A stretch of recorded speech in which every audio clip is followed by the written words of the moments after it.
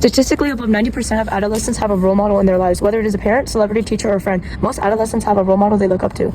For our team, a historic figure we look up to is Kaththrine Johnson. She was a mathematician who worked for NASA.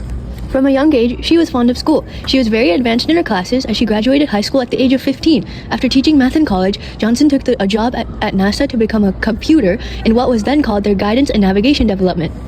While at NASA, Johnson set to work on calculating the trajectory for Alan Shepard's 1961 mission, which was America's first space trip toward landing on the moon. After this, Johnson set off on calculations for the first landing on the moon in 1969. She has impacted STEM as she was a woman inspiring many more to follow in her footsteps and take the path they wanted no matter their gender. She also completed the calculations that helped the U.S. reach the moon for the first time. This has a lasting impact as now more people are going into space and discovering many new things about the universe. For example, we are now able to better understand fluids as astronauts bring them to space to study them. Similarly, the female STEM professional we interview works for Jet Propulsion Laboratory, or JPL for short. Her name is Amy Tia Muckenthaler, but she wasn't comfortable with being video recorded. Instead, we'll summarize the interview.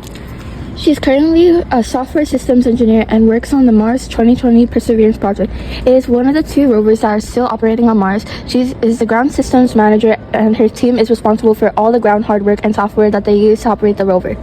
One of the accomplishments she is proud of is being able to work on most of the Mars missions since she joined JPL. They are currently working on bringing the first samples back from Mars, and she is very proud to have contributed in that.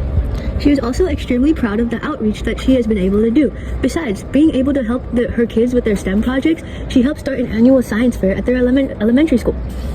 Growing up, her role models were her parents. They also supported her and her siblings, boys and girls, to pursue their higher education. Her parents were their biggest fans and taught them how working hard is extremely important. Being a female in a male-driven field never really bothered her, as she always had amazing mentors. When she first started out, she got extra support from being the only female in her group, but never really let it be a factor in her career. Her advice for young women in STEM is don't always focus on academics. You should do practical projects as well. She also mentioned don't focus on the fact you are female. Remember, you're an engineer first, female second. Both of these women are inspirations for our team, which is mainly female. Both have defied stereotypical gender roles to pave amazing careers related to space science. As many of us are young females trying to do the same thing as Kaththrine Johnson and Amy Muckenthaler, it is truly inspirational for our team when we see how much they accomplish in a mainly male-driven field. Some of us hope to work for JPL or NASA one day, doing exactly as these women have done. They are truly an inspiration to our team and a testament to the quantities we value most. Hard work and not letting anybody define your worth because of your gender.